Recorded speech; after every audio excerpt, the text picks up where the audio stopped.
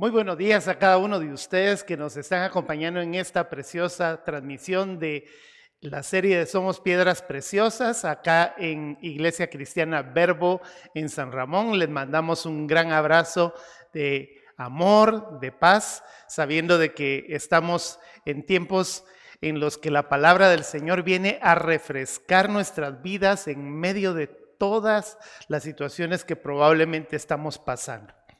También en este momento te queremos agradecer por estar con nosotros a través de redes sociales.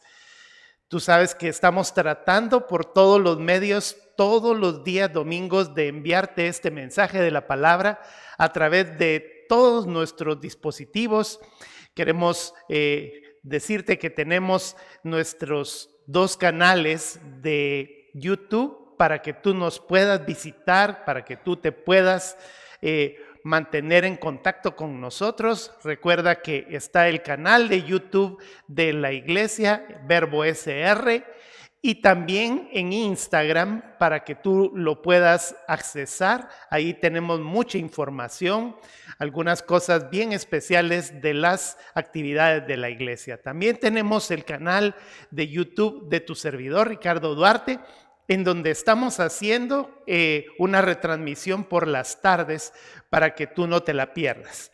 Recuerda suscribirte, recuerda siempre colocarle un like a cada una de las predicaciones o de las actividades que nosotros tengamos. Además de esto, también tenemos nuestra fanpage de Facebook para que tú puedas visitarla, para que tú puedas comunicarte con nosotros, hacer comentarios. Recuerda que allí estamos con todo lo que nosotros trabajamos en Iglesia Cristiana Verbo San Ramón. También es importante que sepas que nosotros estamos tratando de extendernos a las personas que lo necesitan con nuestro programa de acción social, en donde a través de diarios nosotros estamos tratando de acercar a las personas que lo necesitan. La recolección de los víveres, como aparece acá en pantalla, nosotros la estamos teniendo en la panadería La Duquesa Central, acá en San Ramón, cerca del parque. Ya tú conoces en dónde se encuentra. Y si tú nos quieres ayudar también para que podamos extender esa ayuda y también esa parte que nosotros necesitamos, puedes aportar con nosotros algún donativo a nuestra cuenta de BAC que acaba de aparecer en pantalla. Y también si tú quieres hacerlo a través de Simpe Móvil, nosotros tenemos el número de teléfono de la iglesia, que no solamente sirve como Simpe, sino que también puedes comunicarte allí para apartar tus campos en las reuniones presenciales, a través también de enviar algún mensajito que tú necesites alguna información. De todo esto, le damos gracias al Señor porque nos permite el poder hacerlo cada vez que nosotros abrimos nuestras cámaras para poder llevarte este precioso mensaje. Así es que estamos listos y preparados. Yo le doy gracias al Señor porque estamos ya en la recta final de esta serie preciosa de Somos Piedras Preciosas. Ya estamos en este momento en la última de las líneas del pectoral del sacerdote, que es todo lo que hemos estado estudiando durante todo este tiempo. Y esa última fila ya solamente son 3 de las piedras. Si Dios nos permite, estaremos terminando la serie este 6 de marzo, así es que no te pierdas todo este proceso de bendición. Estamos, busca tú allí en tu Biblia, en el libro del Éxodo, en el capítulo 28-20, solo para que sepamos en dónde está la parte que corresponde a la cuarta hilera.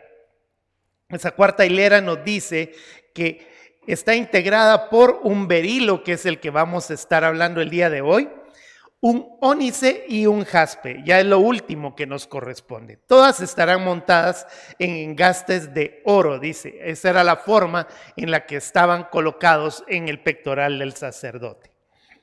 Entonces, hoy vamos a hablar, como lo hemos hecho siempre, hemos hecho un énfasis importante en la parte de la bendición. porque una de las cosas que hemos estado enseñando a cada uno de los que nos escuchan es siempre tratar de provocar bendición sobre de nuestros hijos y sobre de las personas que están alrededor de nosotros.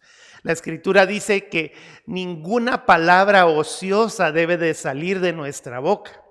Y si dice la palabra ociosa, habla de muchas cosas importantes. Entonces la parte de la bendición que aparece en Génesis, en el capítulo 49, verso 27, nos habla nuevamente de la bendición de un papá hacia un hijo, y en este caso un hijo súper especial. Usted podrá preguntarse en este momento por qué vamos a hablar de Benjamín antes de hablar de José. Pero recordemos que las últimas 2 piedras le pertenecieron a José, pero él en lugar de tener una tuvo 2, porque sus 2 hijos fueron reconocidos ya no como nietos, sino como hijos adoptivos de Jacob en el pectoral. La Escritura dice en Génesis 49, 27, una bendición que nuevamente vamos a tener que desglosarla para poder saber el significado de esas palabras que Jacob le dijo a su hijo Benjamín. Verso 27 dice: Benjamín es lobo arrebatador. A la mañana comerá la presa y a la tarde repartirá los despojos. Y hasta allí termina la parte de todas las bendiciones. Esta es la última de las bendiciones que Jacob dice.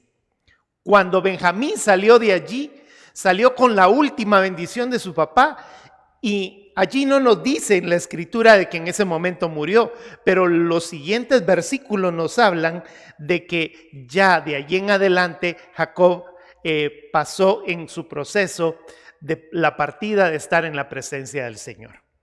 Ahora veamos, como siempre te pido que tú subrayes en tu Biblia algunas palabras importantes, porque aparece la palabra lobo, luego aparece la palabra en la mañana comerá la presa y en la tarde repartirá los despojos. Esto nos habla de 2 tiempos, una mañana y una tarde.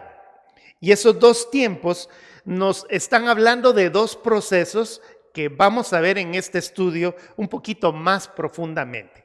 Pero comencemos con la palabra lobo. La palabra lobo en el original, en el H2061, es la palabra CAB. Y la palabra CAB nos está hablando de un animalito que es un lobo, solamente que la clase de lobo es de ese tipo de lobo que está entre el color negrito y un color amarillo. Y ese color amarillo nos está hablando ya de esa piedra que es el color del berilo, el color amarillo. Entonces nos dice que es un ser de color amarillo. También nos está hablando de que es arrebatador. La palabra tarap en el H2963 nos está hablando de que este lobo arrebatador va a hacer pedazos y proporcionar alimento.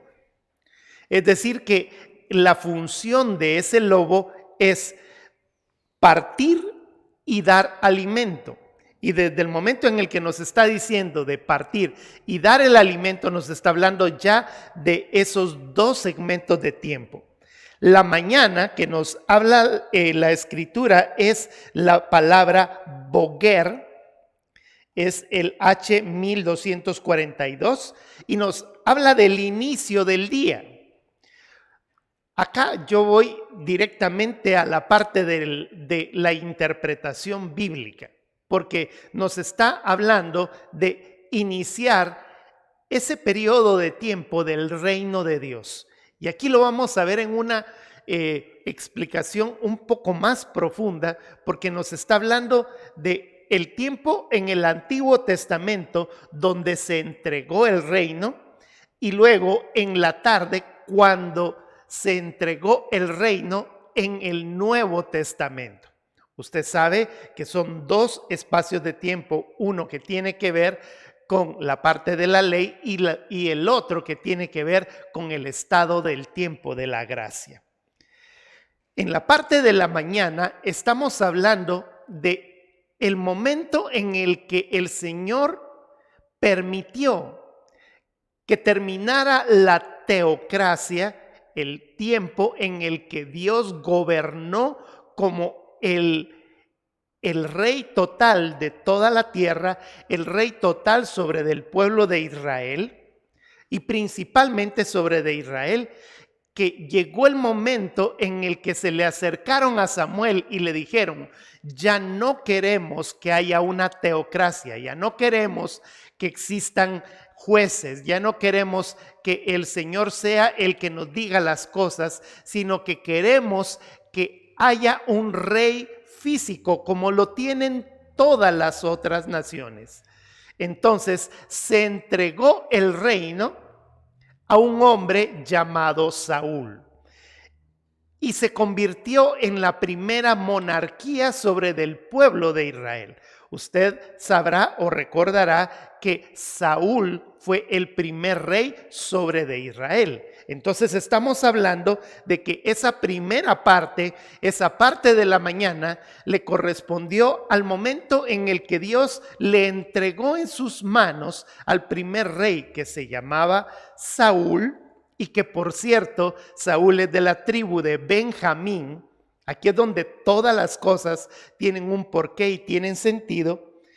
La Escritura nos habla de que a él se le entregó el reino, pero durante un periodo de tiempo él lo tuvo y no cumplió con la función de poder gobernar adecuadamente el reino. Usted debe de entender que cuando el Señor nos habla en la Escritura de Génesis, en el capítulo 1, versos 26 y 27, el Señor nos está diciendo que nosotros debemos de gobernar la tierra. Y cuando se lo entregó a Saúl, Saúl no logró gobernar el pueblo de Israel, el imperio o el reino de Israel, sino que se envaneció en sí mismo y cometió desobediencias que ahora en un momento vamos a darnos cuenta. La Escritura dice que durante la mañana comerá. La palabra es akal. Es el H398 y nos está diciendo que Saúl tuvo la oportunidad de comer y alimentar. Pero en el momento en el que tomó el alimento o tomó lo que debería de dar, la Escritura nos habla de que él comió la presa, y la palabra presa es el H5706. La palabra es la palabra ad. La palabra es botín. ¿Y qué fue lo que sucedió con el botín? Él se quedó con un botín prohibido. Yo voy a llevarte a primer libro de Samuel, en el capítulo 15, en el verso 20 y 21, nos dice que Saúl respondió a Samuel: antes bien he obedecido la voz de Jehová y fui a la misión que Jehová me envió y he traído a Agag, rey de Amalec, y he destruido a los amalecitas. Mas el pueblo tomó del botín ovejas y vacas y las primicias del anatema para ofrecer sacrificios a Jehová tu Dios en Gilgal. Saúl estaba tratando de justificar el hecho de su desobediencia. Y es que Dios le había dicho a él que no tomara nada de los amalecitas, sino que destruyera todo a fin de dar obediencia a su palabra. Sin embargo, Saúl se atrevió a quedarse con una gran cantidad de la presa y, como siempre, tratar de limpiarse, tratar de justificarse, y dijo: es que el pueblo se lo llevó, pero lo que hicimos fue que trajimos todo eso y te lo ofrecimos a ti, Dios. Esto fue el grave problema, porque el fruto de su desatino, el fruto de su desobediencia, provocó que a Saúl se le quitara la oportunidad de tener el reino, siendo él de Benjamín.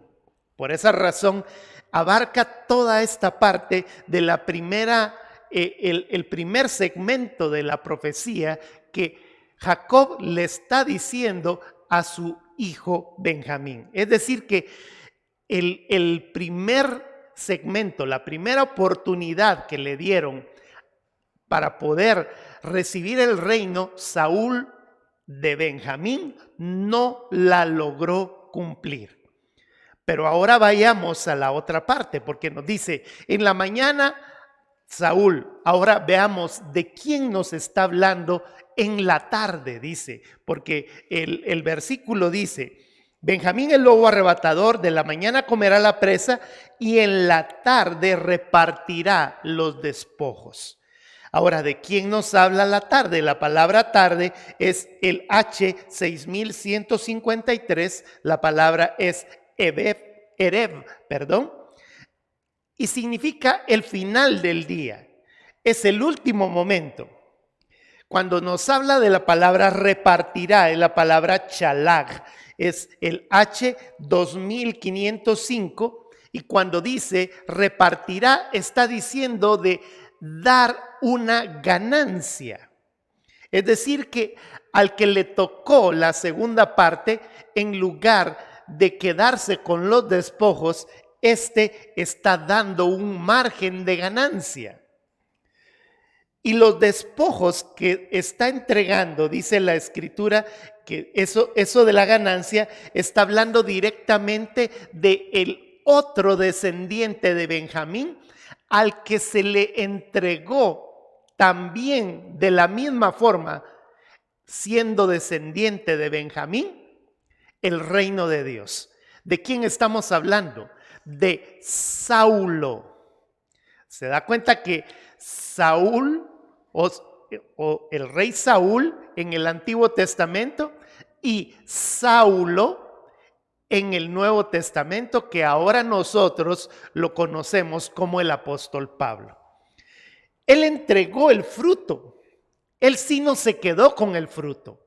Él sí tuvo la oportunidad no solamente de cumplir la palabra profética, sino que tuvo la oportunidad de poder llevar el fruto a tantas personas como los que ahorita en este momento estamos viendo este precioso mensaje. ¿Por qué razón? Porque el hombre llamado Saulo, que después se llamó Pablo, fue el apóstol de los gentiles. Vaya a segunda de Timoteo, capítulo 2, verso 2, que nos dice: lo que has oído de mí ante muchos testigos, esto encarga a hombres fieles que sean idóneos para enseñar también a otros.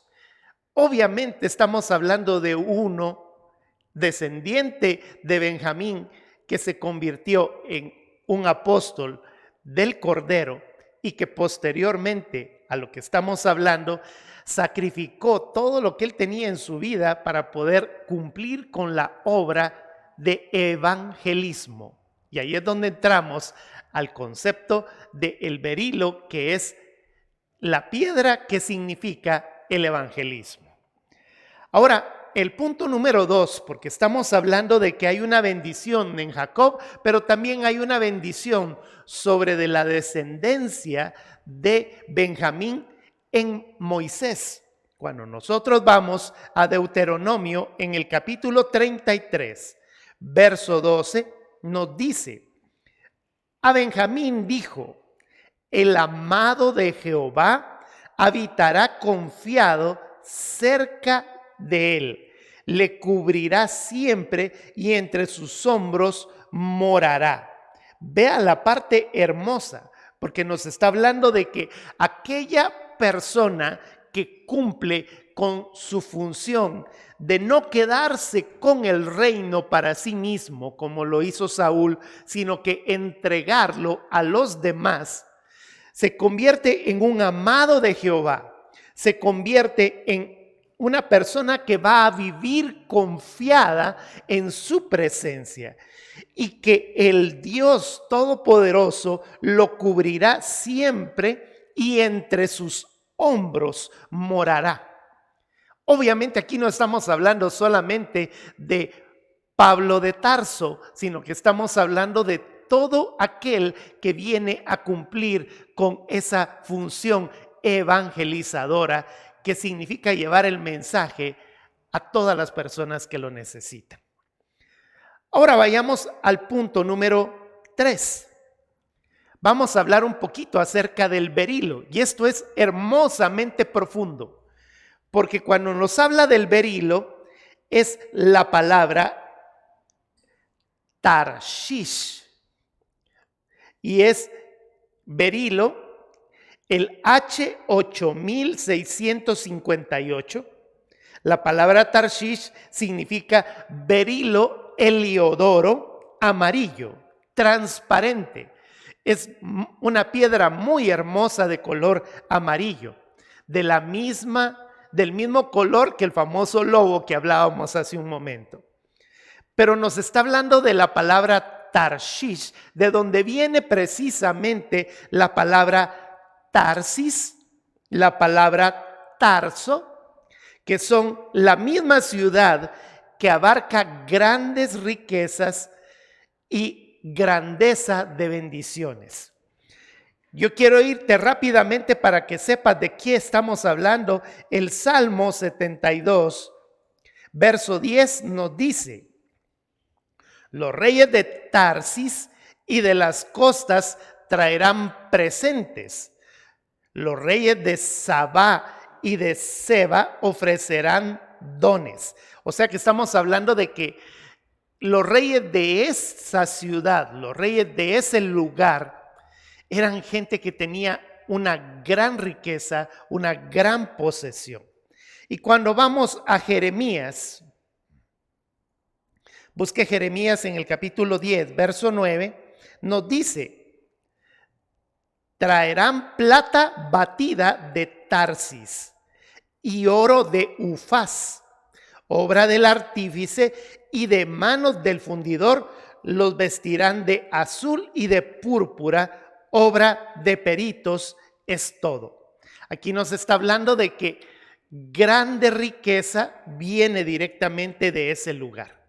Otro detalle importante que quisiera que tú tuvieras en tu mente es que recuerdes que Jonás huye de Dios en lugar de ir a la ciudad que debía de ir a cumplir su función. Va directamente hacia Tarsis, según lo que nos dice Jonás en el capítulo 1, versos del 1 al 3. Tú lo puedes leer más adelante, no es necesario que lo busquemos porque es una de las historias conocidas y ya la hemos tratado acá en la serie. Él fue enviado a Nínive.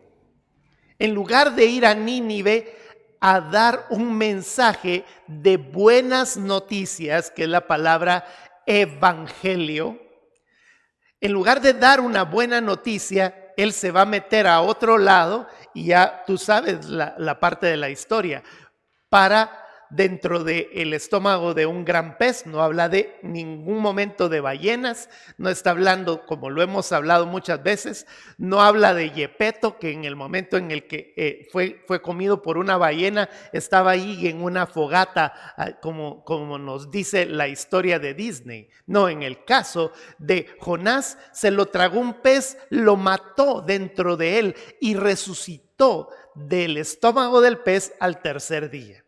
Nadie podría estar dentro del estómago durante 3 días y permanecer vivo. Lo tenemos que tomar en cuenta. La palabra nos dice que en el momento en el que él debía de ir a Nínive, fue porque en Nínive se adoraba a Nimrod. Y Nimrod era un dios mitad pez, mitad hombre, que era adorado por los acadios. Sus habitantes en ese lugar, en Nínive, adoraban no solamente al dios pez, sino a la diosa pez, que es la diosa Nanshi. La palabra Nancy viene de ahí. Era la diosa de las aguas dulces. O sea que en resumen, esta parte que yo te estoy tratando de explicar es que Jonás huye a la ciudad donde realmente se estaba llevando o se iba a llevar a cabo el cumplimiento de la profecía que Jacob iba a dar sobre de Benjamín y la de Moisés en Deuteronomio 33:12. Es interesante que todo lo que estamos hablando tiene un enramaje directo hacia las cosas que tienen que ver con el cumplimiento de esta famosa piedra que tiene su significado. Ahora veamos, Tarsis fue la ciudad que vio nacer a esos dos Saúles. El Saúl del Antiguo Testamento también nació en Tarsis. El Saúl del Nuevo Testamento también nació en Tarsis. Según lo que nos dice primer libro de Samuel, en el capítulo 9, verso 1, nos dice: había un varón de Benjamín, hombre valeroso, el cual se llamaba Cis, hijo de Abiel, hijo de Seror, hijo de Becorat, hijo de Afia, hijo de un benjaminita. Y Saúl nació en esa ciudad. Mientras que en el Nuevo Testamento el apóstol Pablo también es conocido como Saulo de Tarso, o sea, Saulo de Tarsis. Vayamos a Filipenses, en el capítulo 3, verso 5, nos dice: circuncidado al 8º día, del linaje de Israel, de la tribu de Benjamín, hebreo de hebreos, en cuanto a la ley, fariseo. Entonces, Tarsis fue la ciudad que vio nacer al que durante la mañana, o sea, la primera parte del reino, lo perdió por no cumplir con su función evangelística. Mientras que en el Nuevo Testamento nosotros vemos que en la parte de la tarde encontramos al siguiente Saulo, o sea, Saúl del Antiguo y Saúl del Nuevo. Saulo sí cumple con su función de llevar el evangelio a los gentiles. Ahora veamos el punto número 4. ¿Quién era Benjamín? Esto todavía es aún más profundo, pero también mucho más hermoso, porque en la historia del nacimiento de Benjamín nos habla de la profundidad de lo que estamos hablando. ¿Qué fue lo que sucedió? Al fin Raquel logró tener hijos. Usted recordará que el primer hijo que ella tuvo se llamó José y el segundo hijo que le nació se llamó Benjamín. De José no hemos hablado porque tenemos esa última parte que tenemos que decir en las últimas 2 piedras. Pero nos dice Génesis capítulo 35, verso 16, que cuando Raquel estaba embarazada y a punto de dar a luz, nos dice que partieron de Betel y había aún como media legua de tierra para llegar a Efrata. Aquí, para que usted lo entienda, es Belén. Cuando dio a luz Raquel y hubo trabajo en su parto. O sea que Raquel, en el camino que iban de Betel hacia Efrata, esta mujer llamada Raquel dio a luz en el camino, pero obviamente tuvo problemas en el parto. Dice el verso 17: y aconteció, como había trabajo en su parto, que le dijo la partera: no temas, que también tendrás este hijo. El también tendrás significa que ella ya había tenido al primero, que es José. Este nuevo hijo del que estamos hablando, que es Benjamín. Verso 18: y aconteció que al salírsele el alma, pues murió. Estamos hablando de la mamá, o sea, estamos hablando de Raquel, antes de morir, llamó a su hijo Benoní, mas su padre lo llamó Benjamín. Esto es algo muy profundo, porque en el momento en el que la mamá estaba a punto de morir, esa primera parte, ella vino y le puso por nombre Benoní, que significa hijo de mi dolor. Pero ese hijo no se llamó Benoní. La palabra Benoní aparece en el H1126 y ella muere en el parto. Eso significa que ella estuvo luchando con su hermana y simbólicamente en ese momento ella estaba cumpliendo la palabra profética de Jacob. ¿Por qué razón? Porque en ese momento se estaba viendo la pena de la palabra profética de la mañana. Aquel Saulo que había perdido totalmente el reino y que iba a ser el hijo del dolor, Benoní. El primer rey cometió desobediencia y yo quiero que vayas a la escritura nuevamente a primer libro de Samuel en el capítulo 15, solamente que ahora vayamos a los versículos del 22 en adelante. Y nos dice la escritura que en el momento en el que Saúl le estaba diciendo que se había quedado con ese montón de ovejas y de vacas y todo esto, Samuel condena directamente a Saúl a perder el reino.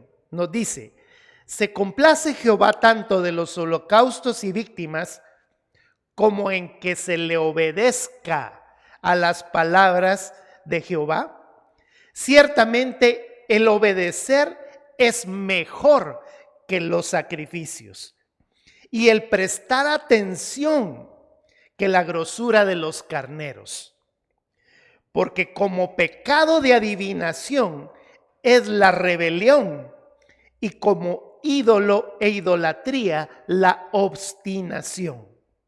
Por cuanto tú desechaste la palabra de Jehová, Él también te ha desechado para que no seas rey. Y de ahí sigue diciendo unas palabras súper fuertes, porque Saúl trata de convencer al profeta de que por favor no le quite el reino, pero la palabra decretada de parte de Dios había de cumplirse. Y el Benoní, aquel hijo del dolor, que en el momento en el que perdió el reino de Dios, se convierte en aquella persona que durante la mañana dejó de cumplir su función. ¿Qué fue lo que sucedió en ese momento? La mujer murió. Raquel murió y se quedó con el bebé que estaba vivo en sus manos. ¿Usted puede imaginarse ese cuadro? ¿Usted puede imaginar lo que sucedió? Jacob le quitó al bebé a la madre muerta y lo llevó a sus brazos y automáticamente le cambia el nombre. Porque entonces viene Jacob y dice: tú no te vas a llamar Benoní. Y le está hablando a ese bebé. ¿Puede usted imaginarse a ese bebé recién nacido? ¿Qué culpa tenía en ese momento que le fueran a decir: eres el hijo de mi dolor? Viene el papá llorando, está viendo que su esposa amada estaba muriendo y en ese momento lo que sale de su boca es: tú no te vas a llamar Benoní, hijo de mi dolor. En lugar de llamarte Benjamín, en lugar de llamarte Benoní, te voy a llamar Benjamín. Y Benjamín en el H 1144 significa hijo de mi mano derecha. Es el hijo de la mano derecha porque profetiza sobre de él no solo la bendición, sino que está profetizando también el evangelismo que iba a venir a cumplir con el siguiente descendiente de Benjamín.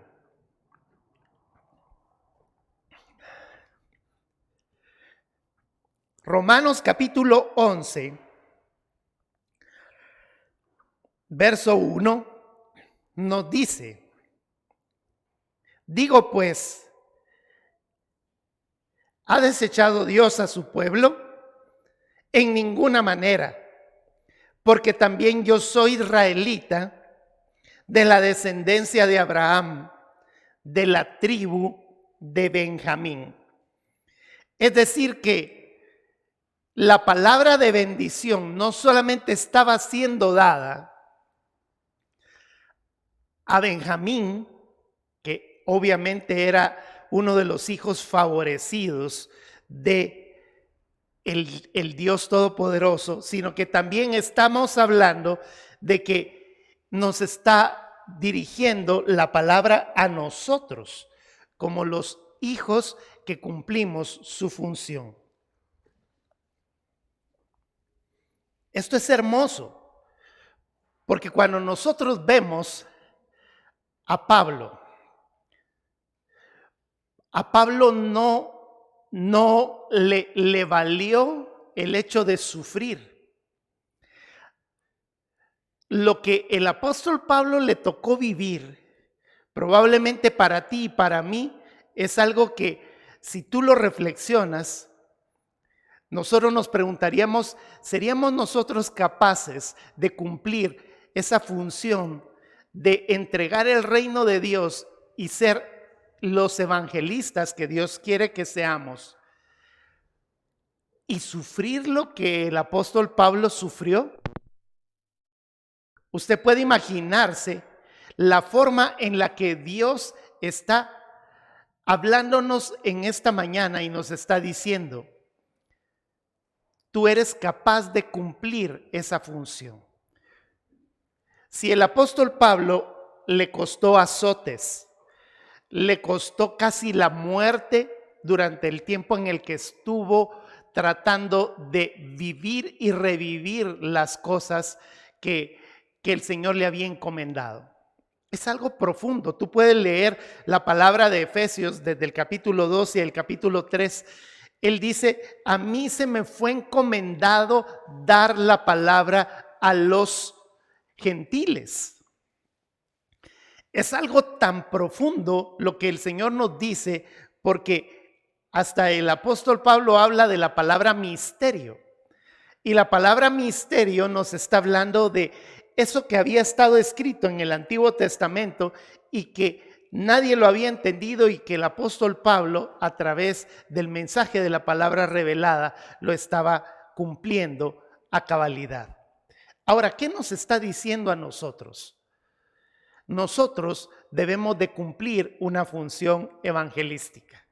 Y hace muchísimo tiempo la iglesia cristiana cometimos en cierta forma un error, porque las iglesias cristianas encomendaron la palabra evangelística a un grupo que era denominado el grupo de evangelismo.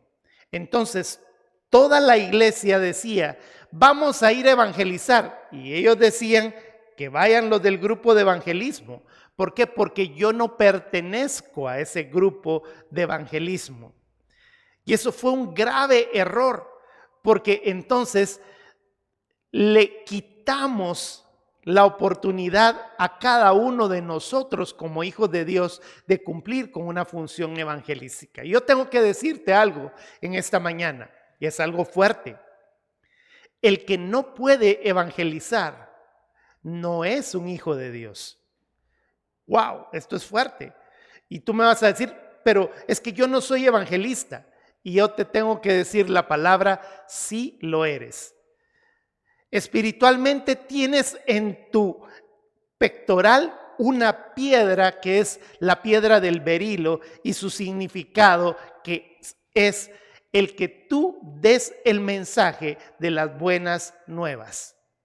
¿Y de qué se trata ese mensaje de las buenas nuevas? No se trata de que tú vengas a aprenderte grandes porciones de la Escritura. No se trata de que recibas grandes equipamientos para que tú te conviertas en un evangelista especializado. Significa un evangelismo de relación. ¿Y qué es evangelizar con relación? Parte desde el testimonio propio de cada uno de nosotros. Y aquí es donde tú valorarás lo que te acabo de mencionar en este momento, que si tú no lo puedes hacer, es que en realidad no eres un hijo de Dios o no eres un cristiano. Ponlo de las dos formas. Si nosotros no tenemos el testimonio, nosotros debemos de ser testigos de lo que Él ha hecho en nosotros. Si nosotros no podemos dar testimonio desde la esencia de nosotros mismos, si las demás personas no pueden oler lo que nosotros somos como hijos de Dios, entonces nosotros no podemos evangelizar. Y quiero decirte que la palabra evangelística más efectiva en este mundo eres tú y tu testimonio, mi testimonio. Vamos a ponerlo en primera persona. Si yo no soy capaz de poder presentar que Dios ha hecho cosas grandes en mi vida, si yo no soy capaz de decir, era de esta forma y ahora soy de esta forma, y Dios ha hecho un gran cambio en mi vida, entonces yo no podría ser un hijo de Dios. Yo debo de presentar la buena noticia de que hay un cambio en mi vida. No podemos decir a una persona, ir a tocarle la puerta con una Biblia y decirle, vea, aquí el mensaje del Evangelio dice que usted puede ser salvo y que se arrepienta de sus pecados. Si la otra persona no nos conoce a nosotros y no sabe quiénes somos nosotros, ¿sabe con quiénes nosotros podemos comenzar a provocar el evangelismo de relación? Con tu esposa, con tu esposo. Ellos son los primeros que deberían de ser los convertidos al buen mensaje de las buenas nuevas, puesto que tú mismo estás dando ese testimonio. ¿Quiénes son los siguientes? Nuestros hijos, nuestros hermanos. Vea, si no somos capaces de mostrar un cambio, mucho menos vamos a poder ir a tocar una puerta para decirle o ir a predicar a una persona detrás de un púlpito que nosotros somos cambiados a través de esa expresión. Tenemos una unción de reyes. La Escritura nos dice en 1 de Pedro 2:9 que nosotros somos real sacerdocio, nación santa, pueblo adquirido por Él, para anunciar las virtudes de aquel que nos llamó de las tinieblas a su luz admirable. Entonces, el que no puede presentar el evangelismo directamente con su forma de ser, definitivamente no va a poder ser un verdadero hijo de Dios. Y el Señor nos envía a nosotros a ser testigos. Cuando tú vas a la Escritura, el gran mensaje, el gran mandato del evangelismo, ir y hacer discípulos a todas las naciones, bautizándolos en el nombre del Padre, del Hijo y del Espíritu Santo. Cito Mateo capítulo 28, versos del 18 al 19. Son muy conocidos. Pero en el momento en el que nosotros expresamos eso con nuestra propia vida, nosotros estamos realizando una obra evangelizadora. Y allí el problema en donde nosotros estamos delegándole las cosas a las personas que probablemente no son las que deberían de hacerlo. Las iglesias no deberíamos de tener grupo de evangelismo, sino que toda la iglesia debería de ser el ente evangelizador, el ente que da el mensaje de las buenas nuevas. Ahora mismo yo te hago esta pregunta, que esa sería otro nivel. ¿Tienes tú en este momento algún testimonio de las obras, los prodigios, los milagros que Dios ha hecho en tu vida? Por supuesto que sí. Creo que no escaparíamos ninguno de los hijos de Dios a hacer ese cambio o esa modalidad de venir a decir, mira, Dios hizo esto con mi vida. Dios me sanó, Dios me liberó, Dios me sacó de las drogas, Dios me sacó de cualquier cosa donde tú hayas estado viviendo. Todo esto proporciona para nuestra vida lo que significa el ser un evangelista. De tal forma que la piedra llamada berilo, que es la piedra número 9 del pectoral, debería de estar activándose en nosotros diariamente. El apóstol Pablo le tocó vivirlo en una forma dramática. Le tocó tener que decirle al pueblo judío que tenían la oportunidad de salir de la ley y de la letra muerta para convertirse en el mensaje de las buenas nuevas. Con un solo Dios, el mismo Dios de Israel es el mismo Dios de nosotros. Pero le tocó trabajar, diríamos acá en Costa Rica, le tocó bretear con todos los gentiles que no solo tenían un Dios, sino miles de dioses. Y les tocó decir, en lugar de creer en todos esos dioses, crean que Jesús murió por ustedes en la cruz del Calvario. Obviamente este mensaje debería de terminar con decir las palabras claves de esto. Si tú creyeres en tu corazón que Jesús fue levantado de los muertos y creyeres también en tu corazón y lo confesaras con tu boca que fue resucitado al tercer día y que por eso te trajo vida eterna, en ese momento tú estás llevando a la persona a que pueda tener la oportunidad de ser salvo, pero no solamente salvo, porque esa era otra cosa que sucedía con el evangelismo de los siglos anteriores. Llevábamos a las personas a tener una oración de fe y los dejábamos sin un padre espiritual, sin un mentor que pudiera estar con él. Entonces, ¿qué provocábamos? Hijos huérfanos. Andábamos dejando hijos en los buses, iba a decir camionetas, porque así se dice en Guatemala, probablemente en un centro comercial, en una tremenda campaña, en un estadio. Yo recuerdo los tiempos aquellos de Jimmy Swaggart y de todos aquellos famosos que en el momento en el que llegaban a una nación abarrotaban totalmente todo un estadio y eran miles de personas las que supuestamente se convertían al evangelio. Yo puedo entender que en el momento en el que venía de repente uno de ellos y decía, todo aquel que quiera hacer su oración, venga a la gramilla. Y sabe que había cantidades de personas que bajaban a la gramilla solo para ver un poquito más cerca a Luis Palau, un poquito más cerca a cualquiera de aquellos famosos. ¿Qué sucedía? Durante las siguientes semanas, esos grandes listados de personas que daban números de teléfono equivocados, direcciones falsas, de esa gran cantidad se quedaban unos poquitos y todo ese montón de personas simplemente se convirtieron en religiosos nominales.